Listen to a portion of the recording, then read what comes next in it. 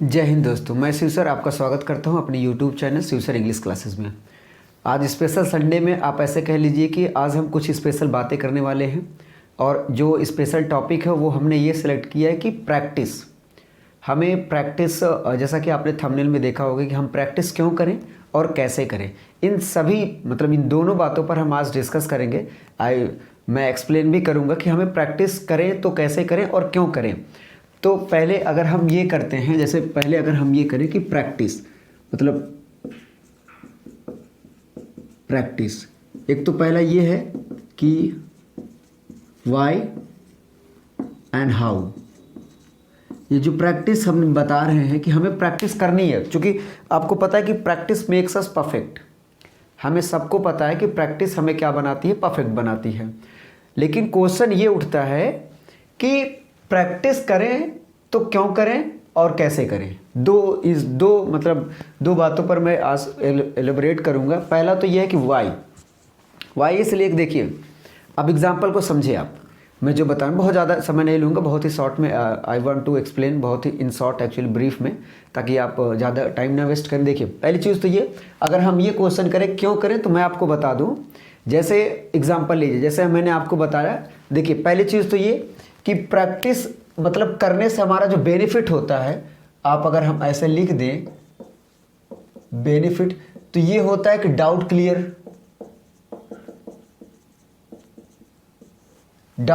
होते हैं, पहली चीज। और दूसरी चीज ये, अगर मिसलेनियस में करते हैं तो स्विचिंग ऑफ टॉपिक। अभी मैं इसको बताता हूं एंड क्लियरेंस ऑफ कॉन्सेप्ट। ठीक है, ये चीज़ें देखिए। पहली चीज़, अगर हम क्यों करते हैं, अगर हम करते हैं तो बेनिफिट हमारा होगा, एक तो डाउट क्लियर्स होंगे, दूसरा ये है कि स्विचिंग ऑफ टॉपिक, अभी मैं एक्सप्लेन करता हूँ, और क्लियरेंस ऑफ कॉन्सेप्ट। हालांकि ये चीज़ें आप सेम ही कर सकते हैं। आप समझिए, पहला चीज़ तो ये मैं आपको बताना चाहता हूँ, डाउट क्लियर क्यों होंगे। जैसे मैं आपको बता दूं, जैसे आपको पता है कि आपने नरेशन को पढ़ा है, नरेशन की बात मैं कर रहा हूँ, तो आपको पता है कि रूल है कि अगर इंटेरोगेटिव सेंटेंस आता है रिपोर्टेड स्पीच में, तो हम इन्वर्टेड कामा को हटाकर उस इफ़ या वेदर का यूज़ कर देते हैं। अगर डबल इंटेरोगेटिव सेंटेंस होता है, यानी कि जो ऐसा इंटेरोगेटिव सेंटेंस जो क्वेश्चन वर्ड से स्टार्ट होता है, तो उसे हम क्या करते हैं, उसकी जगह उसी सेम वर्ड क्वेश्चन वर्ड को रख देते हैं। नरेशन में ऐसा होता है, अगर एक्सक्लेमेटरी सेंटेंस आता है तब हम दैट लगाते हैं, लेकिन exclaim with Joy, exclaim with happiness, exclaim with brief, ऐसे यूज़ करते हैं हम लोग। तो ऐसे अगर इंपेरेटिव सेंटेंस आता है, you are requested, it is suggested, ऐसे करके आता है। तो ये आपने पढ़ा है, ठीक है, आपको रूल याद है। लेकिन मैं आपको बताऊं, जब आपको लगे कि मुझे वॉइस आता है, नरेशन आता है, सिंथेसिस आता है, सिंटैक्स आता है, आप 10-15 क्वेश्चन उठाइए और उसकी प्रैक्टिस चालू कर दीजिए। आप देखेंगे कि अरे यार, ये तो ढेर सारा डाउट है, बहुत क्लियर, अभी तो मुझे तो पता ही नहीं है। पहली चीज़ तो ये कि कि अगर आप प्रैक्टिस रोज़ करते हो, जिस भी चैप्टर का करते हो, तो उसमें आपको एक बेनिफिट ये मिलेगा कि उसके डाउट क्लियर हो जाएंगे। यार जो छोटा मोटा चीज़ आपको नहीं आता वो आएगा। दूसरा पॉइंट, स्विचिंग ऑफ टॉपिक। देखिए अब बात ये आती है कि आपको क्या करना है कि जैसे अगर मिसलेनियस का क्वेश्चन, जैसे कुछ आपका सिंथेसिस का है, स्पॉटिंग द एरर है, सिनोनिम एंड एंटोनिम्स है, नरेशन का है, वॉइस का है, ट्रांसफॉर्मेशन का है, ठीक है। तो अगर आप सब साथ में कर रहे हैं, आप सोचो कि आपका दिमाग अभी चल रहा है कि सिनोनिम एंटोनिम, तो ये उसी के हिसाब से वर्क करता है। हाँ, मैं सिनोनिम खोजना, आप भी सोचते रहते हैं, और तुरंत जब स्पॉटिंग एरर आ जाता है तब आपको दिमाग में चलने लगता है कि यार नाउन गलत हो सकता है, कि वर्ब गलत हो सकता है, क्या क्या गलत हो सकता है। तो वो चीज़ें आप क्या कर सकते हैं, अब आपका दिमाग स्विच करेगा। यहाँ से स्विच का मतलब होता है एक चीज़ को पकड़ कर दूसरी चीज़ को, एक छोड़ना, दूसरा पकड़ना। तो नरेशन से तुरंत दिमाग स्टक करेगा, अच्छा वॉइस में ये है, तो इस तरीके की कैपेसिटी बढ़ेगी। और ये क्या करता है, आपके दिमाग को भी अच्छा बनाए रखता है, अच्छा से एक एक्सरसाइज होती है।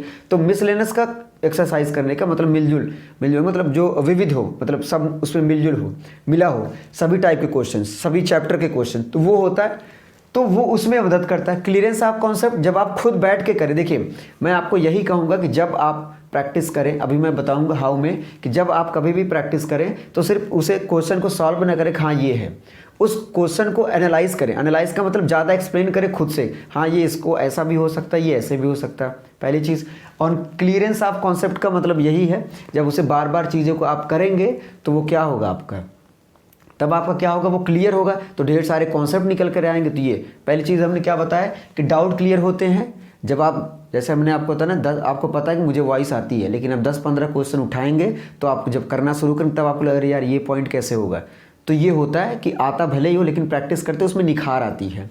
दूसरे, स्विचिंग ऑफ टॉपिक का मतलब आपके दिमाग की कैपेसिटी हो जाएगी नरेशन से तुरंत वॉइस, वॉइस से तुरंत सिंथेसिस, सिंथेसिस से तुरंत आपका क्या जाएगा, सिंटैक्स में जाएगा, ट्रांसफॉर्मेशन में जाएगा, एंटोनिम एंड सिनोनिम में जाएगा, इडियम्स फ्रेजेस में जाएगा, स्पॉटिंग एरर में जाएगा। इससे दिमाग की कैपेसिटी भी बढ़ती है कि चीज़ों को जल्दी कितना जल्दी ऑब्जर्व करे। दूसरी चीज़, क्लियरेंस ऑफ कॉन्सेप्ट हमने जो बताया उसमें आपका ये होगा कि जब आप खुद से करें तो उसमें एक्सप्लेन करके करें। जैसे मैं जब कभी भी आपको, आपने अगर मेरा वोकैब का सेशन देखा होगा तो मैं एक से जब उसका सिनोनिम सिर्फ ये नहीं बता देता कि इसका सिनोनिम है, मैं उसको और भी करता हूँ, 2-4 उसके लिखता हूँ।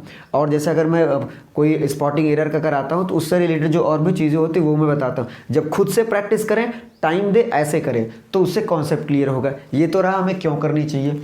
अब हम बता रहे हैं कि अब हमें कैसे करना चाहिए। पहली चीज़ तो once a topic, once a topic, ठीक है। अगर ये नहीं दिख रहा हो तो ये आप लिख सकते हैं वंस अ टॉपिक, और दूसरा आप लिख सकते हैं वंस अ टॉपिक। आप मतलब एक बार तो वो करें, उसके बाद आपने करना है मिसलेनस करना है, ठीक है। पहले तो वंस अ टॉपिक करें, टॉपिक वाइज करें, उसके बाद आपको मिसलेनस करना है, ठीक है। अब देखिए वंस अ टॉपिक का मेरे कहने का मतलब ये है कि अगर आप पहली बार एकदम शुरू से पढ़ रहे हैं तो आप हमेशा ध्यान दें, एक टॉपिक पढ़े, जैसे आपने टेंस पढ़ लिया तो टेंस की प्रैक्टिस कर डालिए। फिर आप अगर नरेशन पढ़ रहे हैं तो नरेशन की प्रैक्टिस कर डालिए। अगर आप नाउन पढ़ रहे हैं तो नाउन की प्रैक्टिस कर डालिए। ऐसे ये वंस अ टॉपिक मतलब एक बार एक टॉपिक को करें, ठीक, ये हो गया। अब आप जैसे कोई चीज़ पढ़ रहे हैं तो टॉपिक को उठाएं, टॉपिक को पहले एनालाइज करें, समझ लें, फिर उसके बाद उसके प्रैक्टिस सेट को सॉल्व करें। और हमेशा मतलब और ज़्यादा निखार करने के लिए हमेशा जब किसी चीज़ की प्रैक्टिस करने से पहले उसके जो रूल्स होते हैं, जो शॉर्ट ट्रिक्स होते हैं, शॉर्ट ट्रिक्स कह लीजिए, या जो मतलब मोटे मोटे वो होते हैं मेजर पोर्शंस, उसे ज़रूर एक बार मतलब एट अ ग्लांस एक बार देख लें, फिर उस टॉपिक को क्या करें, प्रैक्टिस करें, पहली चीज़। दूसरी चीज़ वंस अ टॉपिक मतलब एक बार एक ही चीज़, जैसे आपने नरेशन करा तो नरेशन पूरा कर डालिए एक एक सेंटेंस को, ठीक। उसके बाद वॉइस, तो फिर उसके बाद आपने क्या करना है, जब आप वो क्या करते हैं, जैसे आपने नरेशन करना है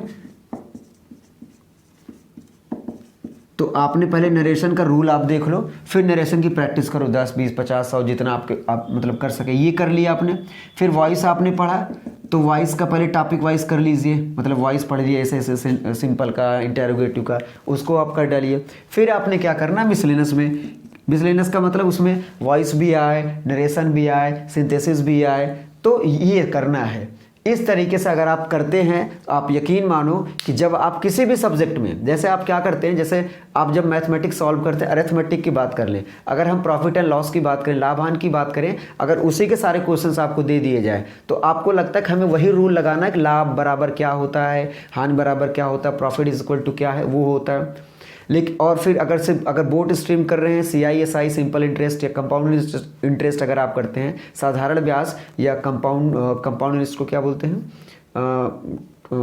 जो भी हो, कंपाउंड इंटरेस्ट को, तो आप सोचो तो आपको दिमाग में चलता रहता है, आपका दिमाग उसी तरीके से काम करता है, हाँ यार कंपाउंड इंटरेस्ट का मुझे रूल, वही फार्मूला लगना है। अब जब सब साथ में आ जाता है, मतलब नंबर सिस्टम का आ गया, सेट थ्योरी का आ गया, अगर आपका ट्रायंगल का आ गया, सर्कल का आ गया, पैराबोला का आ गया, ठीक है, रोम्बस का आ गया, profit and loss, board and stream, CISI, ऐसे सब कुछ जब आता है, रेशियो, प्रोपोर्शनल, तब आपका दिमाग कंफ्यूज है, तब आप ज़्यादा टाइम लेते हैं। क्यों? क्योंकि आपका दिमाग उस काबिल बना ही नहीं है। उस काबिल बनाने के लिए मिसलेनियस के क्वेश्चन हमें करने पड़ेंगे। क्यों करने पड़ेंगे? इसका बेनिफिट ये होगा कि जैसे आप प्रॉफिट एंड लॉस में गए तो दिमाग का आपका गया कि अच्छा इसका क्या रूल था, फिर तुरंत वहाँ से स्विच करेंगे, आएंगे CISI में, सिंपल इंटरेस्ट का क्या रूल था, ये क्या था। तो इस तरीके से आप करेंगे तो आप यकीन मानो कि कुछ दिन के बाद आपका दिमाग इतना अच्छा हो जाएगा, हर चीज़ों को ऑब्जर्व करने में, मतलब जल्दी से ऑब्जर्व करने की कैपेसिटी बढ़ जाएगी। आई होप कि मैं जो आपको बताना चाहता था बहुत ही अच्छे से समझ में आया। मैंने अपना 100% दिया आपको समझाने के लिए